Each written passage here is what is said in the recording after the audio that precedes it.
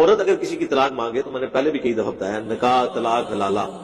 رجوع، اس میں میرا 15-20 منٹ کا کلپ ہے، میں نے سارے مسائل اس میں کھول کے بیان کیے ہیں۔ اگر عورت کسی کی اپنے مرد سے طلاق مانگے تو اس سے پہلے تو آپ حدیث سنائیں ترمذی کی کہ جس عورت نے بغیر وجہ کے اپنے مرد سے طلاق لی وہ جنت کی خوشبو بھی نہیں پائے گی۔ اب وہ کہتی ہے نہیں میرے پاس جینوئن ریزن ہے، میرا تمہارے ساتھ گزارا نہیں ہو رہا، اور زیادہ تر گزارا اس لیے نہیں ہو رہا تھا کہ بیسیکلی وہ مرد کے ماں باپ کے ساتھ گزارا نہیں ہو رہا، ان کا بیہیویئر ٹھیک نہیں ہوتا، یا لاتو با کیا تھا، ٹھیک ہے اس کا حق ہے لے،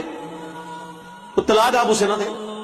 اس کو کہ ٹھیک ہے عدالت میں جا کے خلا لے لو، کیونکہ اگر آپ نے طلاق دے دی تو دوبارہ آپ کبھی بھی اکٹھے